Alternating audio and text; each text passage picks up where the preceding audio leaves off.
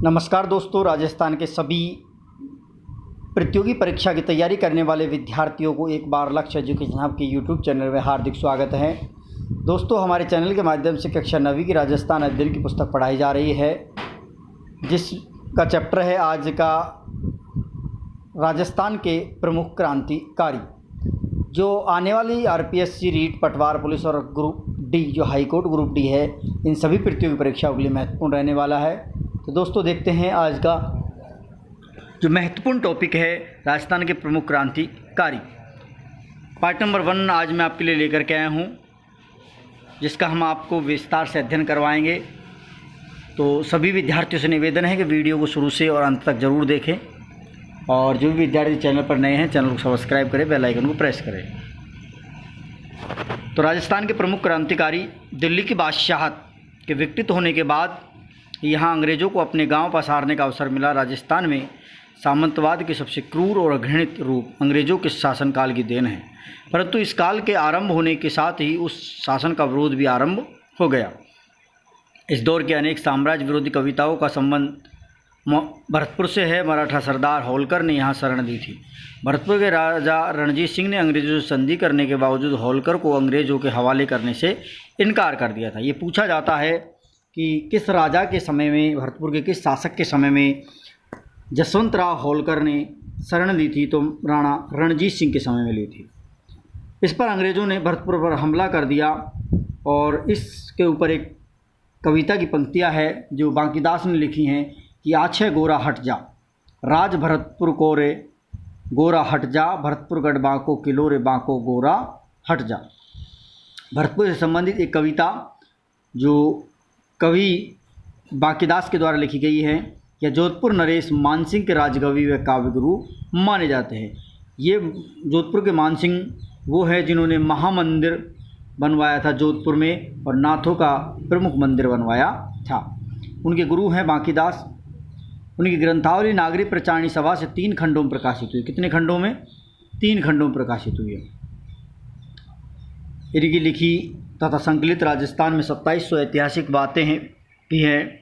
विभिन्न भाषाओं की जानकारी के साथ साथ इतिहास का भी इन्हें बहुत अच्छा ज्ञान था। इनका निधन 1833 ईस्वी में हुआ।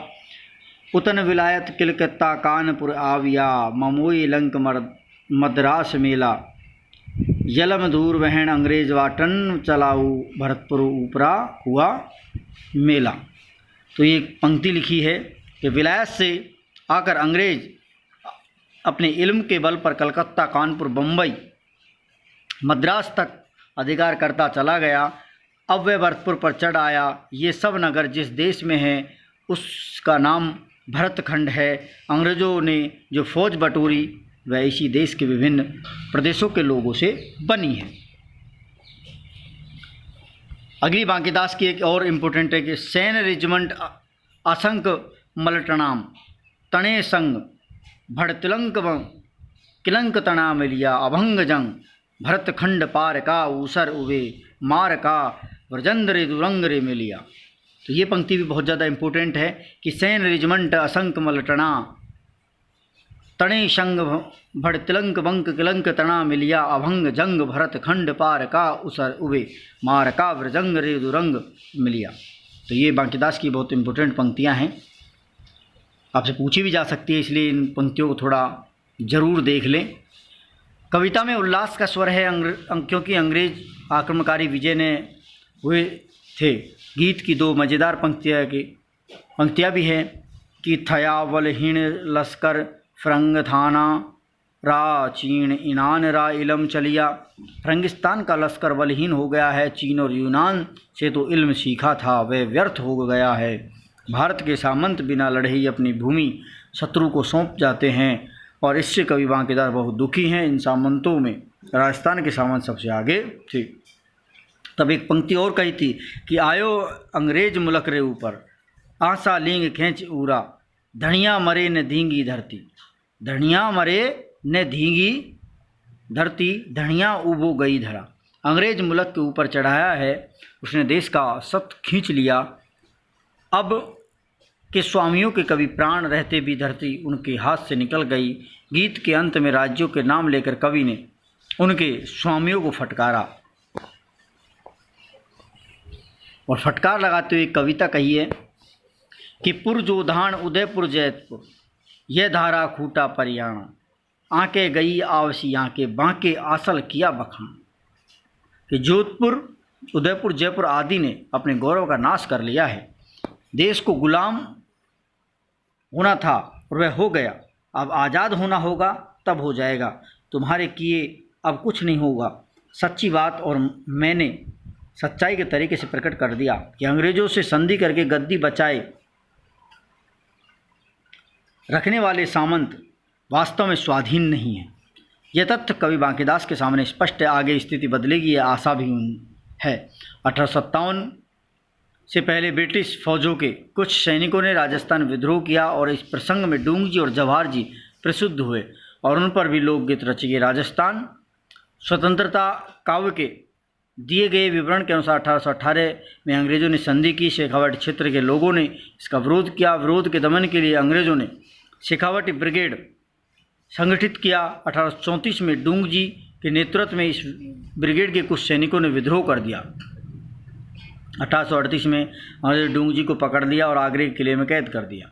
जवाहर जी ने अपने सहयोगियों को लेकर किले पर हमला किया और डूंग जी को छुड़ा लिया।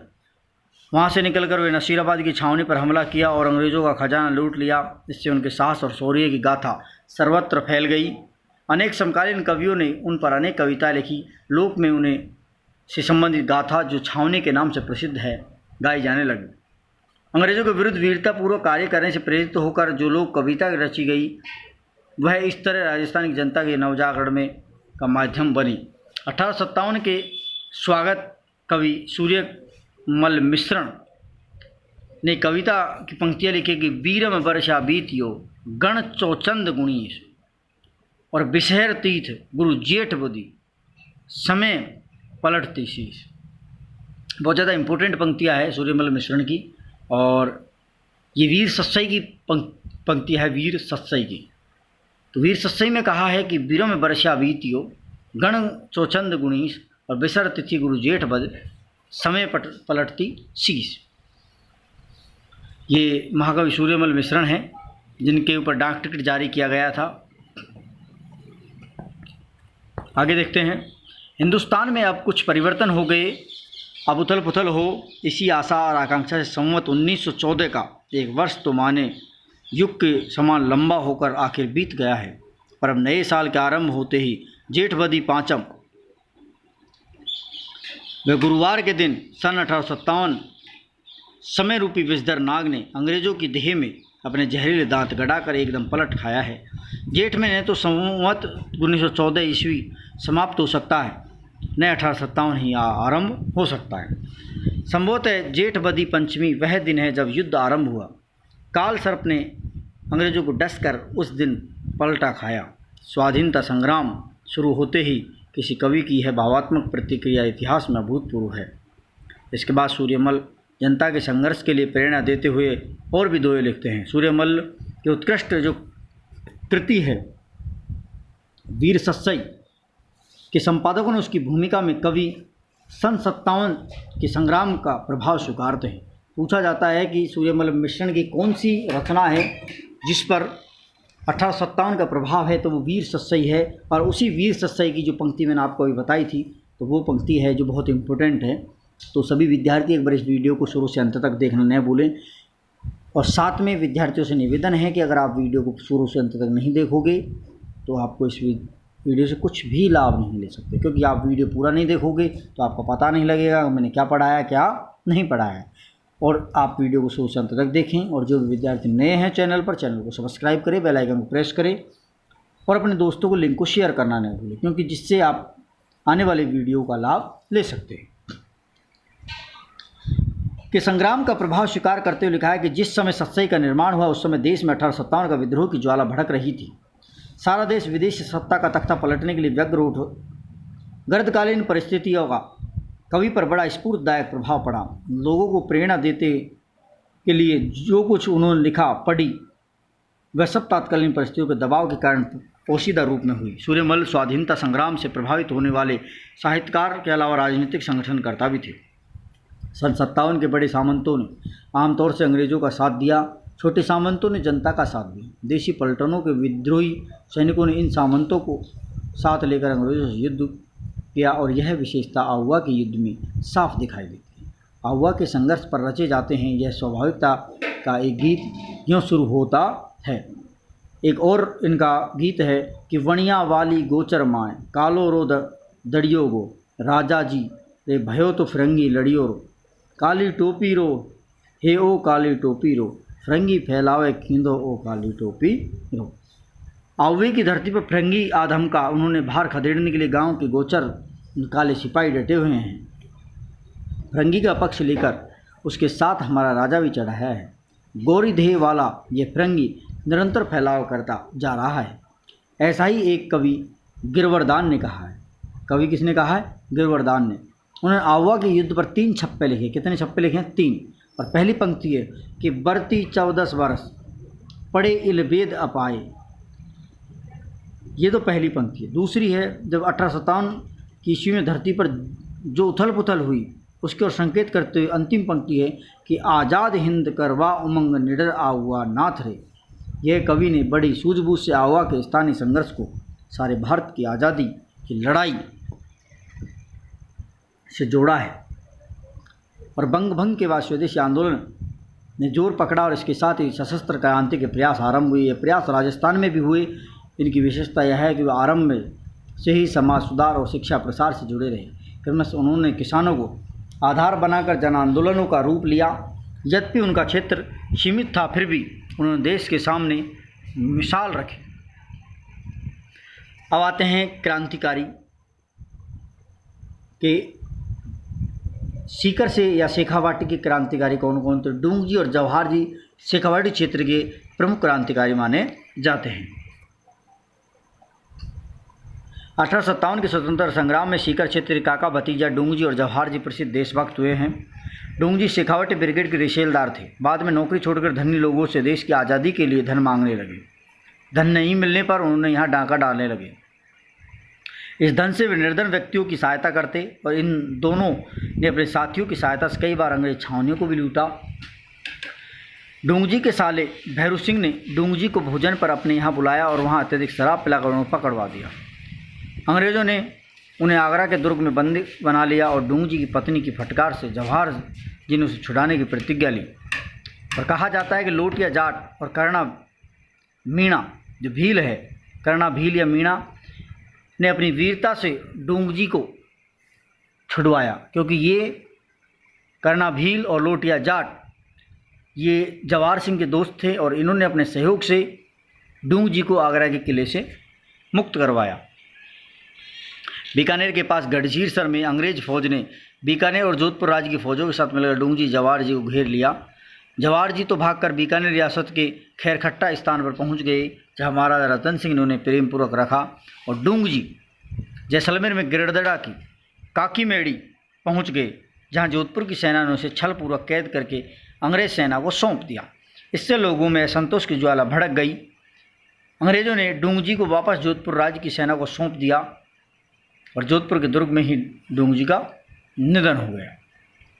अगले जो शेखावाटी क्षेत्र के क्रांतिकारी हैं लोठूजी निठारवाल। लोठूजी निठारवाल 1804 से 1855 ईस्वी तक इनका कार्यकाल रहा है। लोठूजी निठारवाल का जन्म जाट परिवार में 1804 में रिंगस में हुआ, जो रिंगस का भैरू जो फिर प्रसिद्ध माना जाता है। और यहाँ से वह वहाँ के ठाकुर से अनबन होने के कारण अपनी बहन के पास बाठोड़ में आ गए। कहाँ गए? बाठोड़। और यहाँ इनका संपर्क डूंगजी जवाहर जी से हो जाता है। किससे हो जाता है इनका संपर्क? डूंगजी जवाहर जी से संपर्क हो जाता है। जब डूंगजी को अंग्रेजों ने गिरफ्तार करके आगरा की जेल में बंद कर दिया तो लोटू ने बालूनाई, साखू लुहार और कर्णा मीणा आदि के साथ मिलकर डूंगजी को आगरा से रिहा करवाने की योजना बनाई और अंग्रेजों को चकमा देते हुए अपने साथियों के साथ एक बारात के रूप में आगरा पहुंचे। अदम्य साहस का परिचय देते हुए डूंगजी ने रिहा करवा लाए और इसके बाद लोठू डूंगजी जवाहर जी के साथ अंग्रेज विरुद्ध गतिविधियों का अंजाम देते रहे। 1855 में इनकी मृत्यु हो गई और इनका नाम था लाठूजी निठारवाल। अगला है अमरचंद बाठिया। कौन है दोस्तों? अमरचंद बाठिया राजस्थान के प्रथम शहीद माने जाते हैं। अमरचंद बाठिया देश के प्रथम स्वतंत्रता संग्राम 1857 में राजस्थान के प्रथम व्यक्ति जिन्हें ब्रिटिश सत्ता ने फांसी पर लटकाया। राजस्थान निवासी अमरचंद बाठिया जो ग्वालियर में अपना व्यापार चलाता, पूरी धन संपत्ति तांत्या टोपों को देने का प्रस्ताव किया जिससे आज़ादी की लड़ाई को चालू रख सके, और यही कुर्बानी बाद में फांसी का कारण बन गई थी। तो पूछा जाता है अमरचंद बाठिया का संबंध किस जिले से है? तो राजस्थान के बीकानेर जिले से है। अगला आता है, और राजस्थानी क्रांति में अपनी अहम भूमिका निभाने वाले व्यक्ति हैं विजय सिंह पथिक। विजय सिंह पथिक 1882 में जन्म है और 1954 तक इन्होंने अपना कार्य किया है और अंतिम सांस ली है। भारत के प्रसिद्ध क्रांतिकारी भूप सिंह मूल नाम है, विजय सिंह पथिक इनका जो मिला हुआ नाम है, उपनाम माना जाता है। जन्म 1882 में ग्राम गुठावली, जिला बुलंदशहर, उत्तर प्रदेश में हुआ। यानी कर्मभूमि राजस्थान थी। विजय सिंह पथिक ने वीर भारत सभा और राजस्थान सेवा संघ की स्थापना 1919 में की। कब की? 1919 में वीर भारत सभा और राजस्थान सेवा संघ की स्थापना की, और संपूर्ण भारत में किसान आंदोलन के जनक और चोटी के क्रांतिकारी थे, जिनका गहरा संबंध बिजोलिया किसान आंदोलन से था। किससे संबंध था इसका? बिजोलिया किसान आंदोलन से। अजमेर में सशस्त्र क्रांति क्रियान्वित क्रांतिकारियों की भर्ती प्रशिक्षण में महत्वपूर्ण भूमिका निभाई। इन्होंने समाचार पत्र निकाले थे, राजस्थान केसरी, नवीन राजस्थान और तरुण राजस्थान आदि समाचार पत्रों के माध्यम से राजस्थान में जन जागृति फैलाने का कार्य किया और अग्रणी भूमिका भी निभाई। इसके बाद अर्जुन लाल सेठी। अर्जुन लाल सेठी जयपुर के थे और इन्होंने भी 1857 की क्रांति में अपनी अहम भूमिका निभाई थी। राजस्थान में स्वतंत्रता आंदोलन के प्रसिद्ध स्वतंत्रता सेनानी क्रांतिकारी अर्जुन लाल सेठी की जन्मभूमि जयपुर है। कौन सी है जन्मभूमि? जयपुर। और विजय सिंह पथिक कहाँ थे? गुठावली, बुलंदशहर, यूपी के थे। अर्जुन लाल सेठी ने राजस्थान में सशस्त्र क्रांति और जनजागृति के अलख जगाया। सेठी ने जयपुर में सन 1905 में, कब? सन 1905 में जैन शिक्षा प्रचारक समिति की स्थापना की और उसी के तत्वाधान में वर्धमान विद्यालय, वर्धमान छात्रावास और वर्धमान पुस्तकालय तीनों चीज चलाए, जो क्रांतिकारियों के प्रशिक्षण के केंद्र थे। तत्कालीन जयपुर के महाराजा सवाई माधो सिंह ने उन्हें राज्य का क्या बना दिया? प्रधानमंत्री बनाने की पेशकश की, किंतु राष्ट्र प्रेम के कारण उन्होंने इसे कहते हुए इनकार कर दिया कि अगर अर्जुन लाल सेठी नौकरी करेगा तो अंग्रेजों को भारत से बाहर कौन निकालेगा। ये इंपॉर्टेंट पंक्ति पूछी भी जाती है, आप इसको एक बार जरूर देखें, क्योंकि ये कहा गया है अर्जुन लाल सेठी को जब नौकरी के लिए प्रस्तावित दिया था तो अर्जुन लाल सेठी ने स्वयं ने कहा अगर अर्जुन लाल सेठी नौकरी करेगा तो भारत देश से अंग्रेजों को कौन निकालेगा। ये स्वयं अर्जुन लाल सेठी ने अपने मुख से वक्तव्य किया था। सेठी ने देश में भावी क्रांति के लिए युवकों को तैयार किया। जोरावर सिंह, प्रताप सिंह बारठ, माणिक चंद, मोतीलाल, विष्णु आदि क्रांतिकारी इन्हीं के विद्यालय से जुड़े थे। सेठी अर्जुन लाल सेठी ने दिल्ली के हार्डिंग्स बम कांड और आरा बिहार के महंत हत्याकांड और काकोरी ट्रेन हत्याकांड 1925, इन सभी का संबंध अर्जुन लाल सेठी के द्वारा था, क्योंकि इन्होंने इसकी योजना बनाई थी। अजमेर में शूद्र मुक्ति इनके द्वारा किए गए कार्य हैं। शूद्र मुक्ति, स्त्री मुक्ति, महेंद्र कुमार, पार्श्व यज्ञ, ध्यान रखना, पार्श्व पराजय, पार्श्व यज्ञ, ये इनके क्या हैं? पार्श्व यज्ञ, ये इनकी पुस्तकें हैं। तो इन्होंने हिंदू मुस्लिम एकता स्थापित करने का प्रयास किया। इनकी शूद्र मुक्ति, स्त्री मुक्ति, महेंद्र कुमार, पार्श्व पराजय, पार्श्व यज्ञ, ये इनकी पुस्तकें हैं, जिन्हों में इन्होंने हिंदू और मुस्लिम दोनों को एकता स्थापित करने का कार्य किया था। तो दोस्तों ये थे आज के कुछ महत्वपूर्ण क्रांतिकारी जो हमारे राजस्थान की प्रतियोगी परीक्षाओं में इनसे संबंधित कुछ प्रश्न पूछे जाते हैं, और 100% है कि आपको किसी न किसी एग्ज़ाम में या तो अर्जुन लाल सेठी से या इसकी पुस्तक से या बीज पथिक से कोई ना कोई क्वेश्चन पूछा अवश्य जाता है। तो आप इस वीडियो को एक बार सभी विद्यार्थी शुरू से अंत तक देखें, और वीडियो अच्छा लगे तो सभी विद्यार्थी से निवेदन है कि चैनल को सब्सक्राइब करें, बेल आइकन को प्रेस करें, लाइक करें और अपने दोस्तों को ज़्यादा से ज़्यादा वीडियो को शेयर करें, जिससे वो आप इसका लाभ ले सकते हैं। धन्यवाद दोस्तों।